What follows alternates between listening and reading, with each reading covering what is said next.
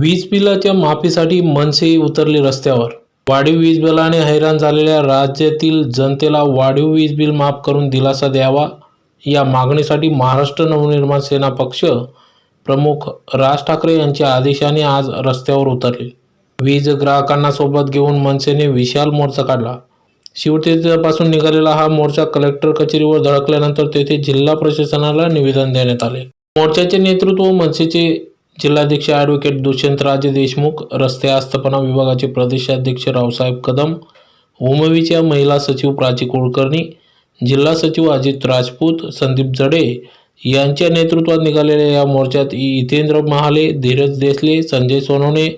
संतोष मिस्त्री, प्रसाद देशमुख, किरण माडी, राकेश चौधरी, कन्हैया चौधरी, योगेश सोनवणे, बबन भामरे, नंदूर पाटील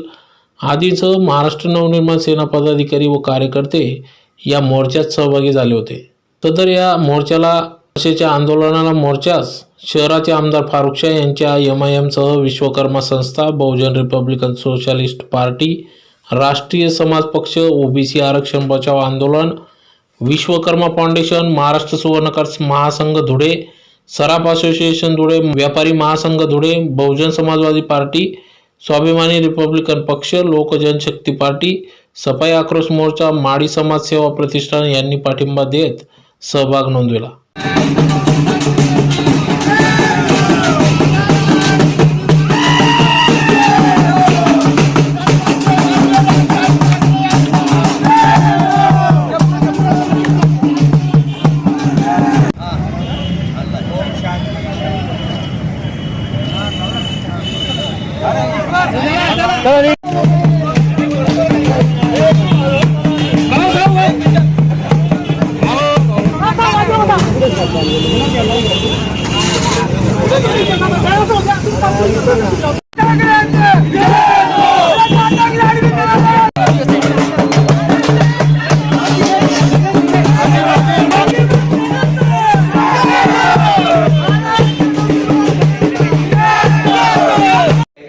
सवलत देखील दिलेली, परंतु स्वातंत्र्य मिळाल्यानंतर पहिल्यांदा या एवढ्या कालावधीमध्ये असं जागतिक संकट आलेलं होतं, ज्या काळामध्ये संपूर्ण जनता ही घरात अडकलेली असताना, एप्रिल, मे, जून या कालावधीमध्ये त्यांचा रोजगार बंद असताना सन्माननीय राजसाहेब ठाकरे यांच्या आदेशान्वये आज संपूर्ण महाराष्ट्रात प्रत्येक जिल्ह्यात महाराष्ट्र नवनिर्माण सेनेच्या वतीने माननीय जिल्हाधिकारी कार्यालय यांच्या कार्यालयापर्यंत मोर्चा काढून वाढीव वीज बिल माफ व्हावे आणि वीज दर देखील माफ व्हावी या संदर्भात निवेदन देण्यास आदेश आम्हाला प्राप्त झाले। त्यानुसार महाराष्ट्र नवनिर्माण सेनेच्या सर्व अंगीकृत संघटना, सर्व पदाधिकारी व कार्यकर्त्यांच्या माध्यमातून आज शिवतीर्थापासून जिल्हाधिकारी कार्यालयापर्यंत मोर्चा काढण्यात आला आणि सन्मान्य जिल्हाधिकारी साहेबांना आम्ही आमचे मागणी निवेदन आता सादर करत आहोत। या महाराष्ट्रामध्ये